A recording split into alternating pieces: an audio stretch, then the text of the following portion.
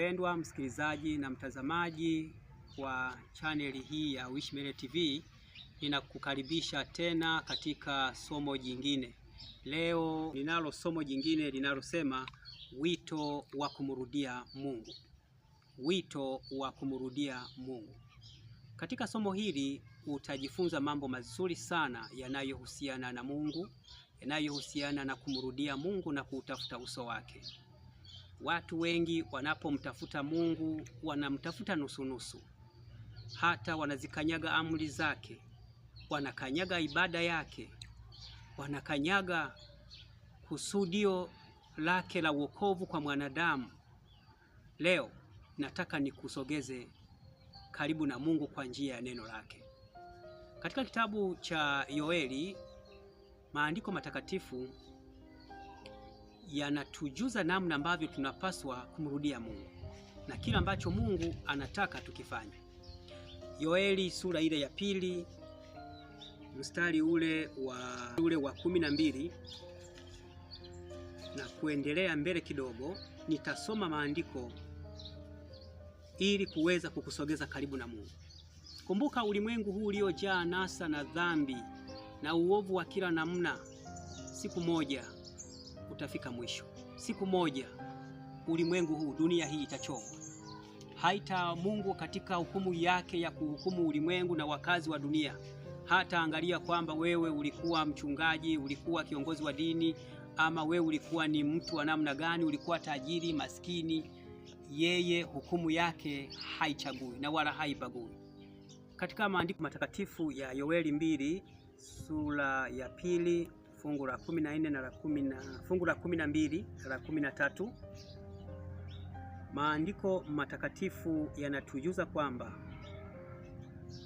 lakini hata sasa, asema Bwana, nirudieni mimi kwa mioyo yenu yote, na kwa kufunga na kwa kulia na kwa kuomboleza. Larueni mioyo yenu, wala si mavazi yenu, mkamrudie Bwana Mungu wenu. Kwa maana yeye ndiye mwenye neema, amejaa huruma, si mwepesi wa hasira, ni mwingi wa rehema, naye hugairi mabaya. Unaona kila ambacho Mungu anatujuza katika Yoeli 2 fungu la 12 na la 13 kwamba nirudieni mimi, larueni mioyo yenu. Kwani kularua mioyo ni kufanyaje? Mungu anasema moyo wa mwanadamu uliopondeka, uliomrudia, hawezi kuuacha hata kidogo, hawezi kuuacha katu. Kwa sababu hiyo neno la Mungu linataka kutujuza na kutueleza kwamba ikiwa watu wa Mungu wataamua kuacha uovu wao na dhambi zao na kumrudia, Bwana atawasamehe. Yeye ni mwingi wa huruma. Yeye ndiyo anayo hasira, lakini bado ana huruma, anazo rehema. Tunapaswa kumrudia Mungu wakati muda ungalipo. Neno la Mungu katika Mambo ya Nyakati ya Pili sura ile ya 7 mstari wa 14. Nyakati ya Pili sura ya 7 mstari wa 14, neno la Mungu linasema, ikiwa watu wangu walioitwa kwa jina langu watajinyenyekesha na kuomba na kunitafuta uso na kuziacha njia zao mbaya, basi nitasikia toka mbinguni na kuwasamehe dhambi yao na kuiponya nchi yao. Mungu anasema ikiwa watu wake, sema watu wangu. Wewe ni nani? Wewe mwanadamu ni mtu wa nani? Uliumbwa na nani? Ni wito wa kumrudia Mungu. Wito wa kumrudia Mungu. Anasema ikiwa watu wangu walioitwa kwa jina langu watajinyenyekeza na kuniomba na kunitafuta uso na kuziacha njia zao mbaya. Utajuaje kama uko katika njia mbaya? Amri 10 za Mungu zinakuguide, zinakuongoza kujua kwamba je, uko ndani ama uko nje? Wewe ni msafiri au ni mtu ambaye amekaa stendi tu, hasafiri haendi popote? Kwa sababu hiyo Mungu anataka watu wamrudie. watu wamtafute, watu wamche. Katika kitabu kile cha Yeremia 6 fungu la 16, Mungu anatujuza kumtafuta, kutafuta habari zake, kutafuta njia yake, kutafuta kweli yake. Anasema Yeremia 6 fungu la 16, Bwana asema hivi, Bwana asema hivi, simameni katika njia kuu, mkaone, mkaulize habari za mapito ya zamani. Wapi njia iliyo njema? Mkaende katika njia hiyo, nanyi mtajipatia raha katika nafsi zenu. Cha ajabu, fungu hilo hilo watu hao wanaoambiwa, anasema lakini walisema hatutaki kwenda katika njia hiyo. Walisema. Neno hili linatujuza katika Yeremia ya kwamba ni lazima tusimame katika njia kuu. Maandiko matakatifu yanatuongoza kumjua Mungu, kumrudia Mungu. Maandiko matakatifu yanatuagiza tusimame katika njia kuu, tuone. Mwenye macho anaona, mwenye masikio anasikiliza, tukauliza habari za mapito ya zamani. Maana Mungu anatuagiza kuhusiana na mapito yale ya zamani, kwamba waliotutangulia waliishije, walimchaje Mungu, walimtegemeaje Mungu. Usione kwamba dunia imejaa madhehebu mbalimbali ukadhania kwamba wote hao wanamtafuta Mungu wa kweli. Wengine wameleta madhehebu ambayo ni bandia, viraka, madhehebu ambayo ndani yake wameweka mafundisho ya wanadamu, maagizo ya wanadamu, imani za wanadamu. Katika maandiko matakatifu ya Yeremia 6 fungu lile la 16, narudia kusoma tena. Bwana asema hivi, simameni katika njia kuu, mkaone, mkauliza habari za mapito ya zamani. Iko wapi njia iliyo njema? Na hili ndilo moja ya swala ambalo tulipaswa kuwauliza. Kwa nini tunaabudu hivi? Kwa nini tunamtegemea Mungu hivi? Kwa nini wengine wanamwabudu Mungu hivi? Haya ni moja ya maswala ambayo tunapaswa kuuliza. Wengine wanatunza sabato ya Bwana, wengine wanatunza ibada ya Roma ya Jumapili, wengine wanaabudu wanavyotaka, wengine huko wanaombea wafu, wengine huko hawaombei wafu, wengine wameacha hata ndoa za jinsia moja. Watu wamekuja na dini mbalimbali ambazo zinakatisha tamaa, ambazo mpaka wengine wameamua tu kwamba waache hata kusali. Hii ni kwa sababu hawaulizi, hawasemi kwamba iko wapi njia iliyo njema. Na Bwana anasema mkaende katika njia hiyo, nanyi mtapata raha katika nafsi zenu. Raha tunaipataje? Kwamba kwa kuuliza njia ya Mungu na kutafuta uso wake, tunapata raha katika mioyo yetu. Hili ndilo lile ambalo limeandikwa katika Waebrania, sura ile ya 4, Waebrania sura ile ya 4 katika fungu lile la 9. Tunawezaje kupata raha katika mioyo yetu?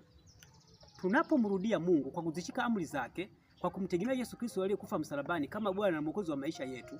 Tunapomrudia yeye Mungu, tunapata raha nafsini mwetu. Na anasema katika waraka kwa Waebrania sura ile ya 4 fungu la 9, anasema basi imesalia raha ya sabato kwa watu wa Mungu. Basi imesalia raha ya sabato kwa watu wa Mungu. Ni nini hiki kinachotafutwa kwa wale wanaomrudia Mungu? Mungu anajua kwamba wanadamu kwa kuziasi sheria zake hawana raha, hawana amani. Hata kwa kuikanyaga sabato yake takatifu, wanasali ovyo ovyo. Wanadhani kwamba wanamwabudu Mungu katika njia inayofaa, lakini kumbe wameshabadilishiwa ibada ya kweli. Hawajui ni nani aliyebadilisha, kwa sababu hawasomi maandiko matakatifu. Kwa hiyo wanasema basi imesalia raha ya sabato kwa watu wa Mungu.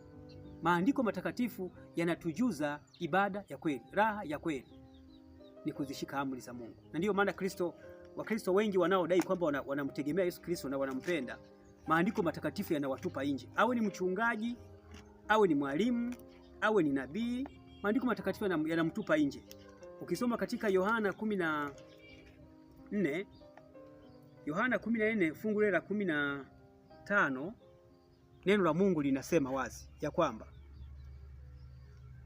mstari wa 15 anasema, mkinipenda mtazishika amri zangu. Mkinipenda mtazishika amri zangu. Amri zile 10 katika maandiko matakatifu, katika kitabu cha Kutoka 20 fungu la 3 mpaka la 17 utakutana na amri 10. Sasa wengine wamekanyaga amri 2, mwingine anashika amri 5, mwingine anashika amri 9 na wanasema kwamba wataenda mbinguni. Mungu amenapotoa maelekezo yake, mwanadamu hapaswi kuyaacha. Na ndio maana wale wote wanaodai kwamba wanampenda Yesu Kristo watatupwa nje kulingana na maandiko yanavyoeleza. Maana anasema mkinipenda mtazishika amri zangu. Si vumeme, garde mes commandements kwa lugha ya Kifaransa. Si vumeme, if you love me. Si vumeme, if you love me, garde mes commandements. Keep my commandments. Amri hizi ni dira ya njia yetu, kwamba njiani tunapokumbana na majaribu na shida na ibada zisizofaa, zinatuambia ibada ya kweli ni hii hapa. Na ukisoma katika kitabu kile cha Yakobo, andiko matakatifu, katika kitabu kile cha Yakobo sura ya 2 na mstari ule wa 10, utaona kwamba mwanadamu asiyetaka kumrudia Mungu kwa kuutafuta uso wake, kwa kuishika sheria yake, kwa kujua wajibu wake anaopaswa kuutenda kwa Bwana wake ni upi, anatupwa nje. Waraka wa Yakobo sura ya 2 mstari wa 10, neno la Mungu linasema, maana mtu awaye yote atakayeishika sheria yote ila akajikwaa katika neno moja amekosa juu ya yote. Mtu atakayesema nimeshika sheria yote ila akakosa mojawapo amekosa juu ya yote. Je, utasema huyu ni Mkristo? Si mpagani? Je, utasema huyu ni mcha Mungu? Si utaona kwamba huyu anababaisha? Neno la Mungu linaonya wazi na liko makini. Maana Biblia inaposema hakuna chochote kilicho kinyonge kitakacho urithi uzima wa milele. Kinyonge chochote hakitapata uzima wa milele. Ni pamoja na kuenenda katika mapito ya zamani, katika mapito ya kweli, katika neno la kweli.